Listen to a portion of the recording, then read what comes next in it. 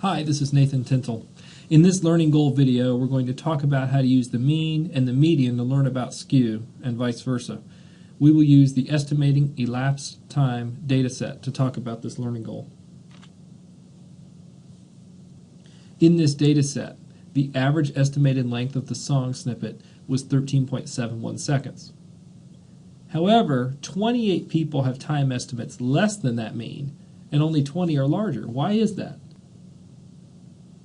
At the bottom of this slide, you can see the distribution of the 48 times, one dot for each student, and with a red arrow we've indicated where the mean is. And so you can see that there are less values to the right of the arrow than there are to the left.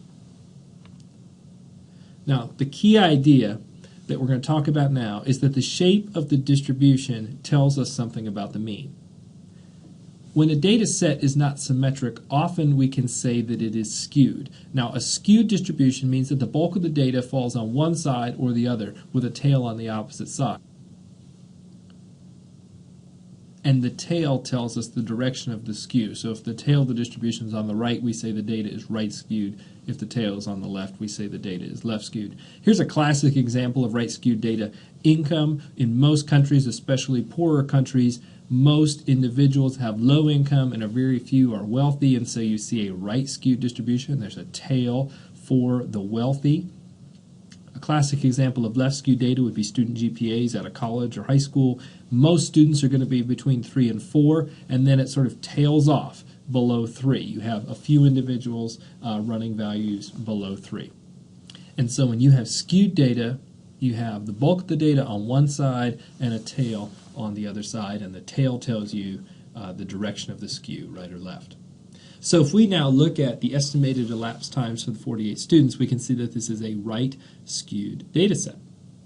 Now, as it turns out, the mean and also the standard deviation are not resistant to skewness and extreme values. What that means is the mean is pulled in the direction of the skew. So when we have a few individuals in this data set who guess very long times for the song snippet, I mean, you have 3 people or 4 people here who estimate, over 30 seconds long, that pulls the mean up in that direction. So one question would be, well, is there another option that can tell us something about the center of this data set that's not so impacted by skewness and extreme values? And there is an option, something called the median. Now the median is the middle number when the values are put in order. So what you can see in these tables is we've ordered the data from smallest to largest guess for all 48 guesses. And so you can see that, the lowest estimate was 5 seconds. One student guessed 5 seconds, another student guessed 6, and we go all the way up to our students who guessed 30 seconds. If you find the middle number here, now in this case there's actually 2 middle numbers, there's not a true middle. In that case you average the numbers together, but the median is that middle number of the data set, or the average of the 2 middle numbers, and so the median here is 12 seconds. So for the estimating elapsed time data set, the mean is 13.71. That's bigger than the median of 12. That's because that mean has gotten pulled out to the right because of those extremely high guesses, because this data is right skewed. This leads us to a key idea. If the mean is bigger than the median, this will tell you that the data is right skewed. Similarly, if the mean is less than the median, this tells you that the data is left skewed. And if they're approximately equal, the data is symmetric. This principle also works in the reverse direction. If we only give you the graph of a distribution, this can also tell you what to expect in terms of the relationship between the mean and the median. A few words of caution. How different do the mean and the median have to be to say the data is skewed or not skewed? Well, the answer is it depends. It depends on the scale, and it also depends on, how skewed is skewed. Because both the difference in the mean and the median and how skewed is skewed are sort of subjective decisions, what statisticians do in practice is they look at both the numerical and graphical data summaries as part of their exploration of the data, what we call step 3 of the statistical investigation method. That is, they're going to look at the mean, they're going to look at the median, they're going to look at the graphics of the distribution, and based on all of that, they'll learn about what the variable looks like. So should we always use the median? Some students ask this. Not necessarily.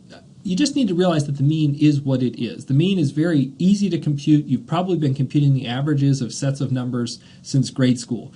Realize the strengths and weaknesses, though, of that number. It certainly gives you some intuition about the center of the data, but it can be impacted by extreme values and skewness.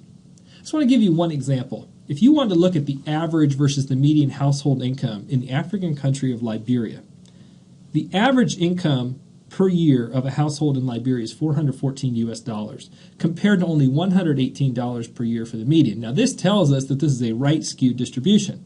Why? Well, because wealth is concentrated in a very few individuals in Liberia.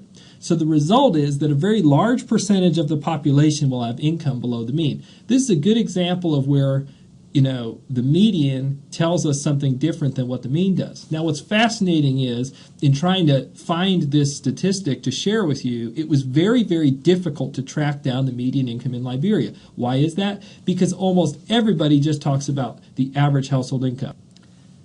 And while $414 a year is certainly small and tells us a lot about poverty and quality of life in Liberia, the fact that 50% of the households only have $118 per year to live on is potentially even more enlightening.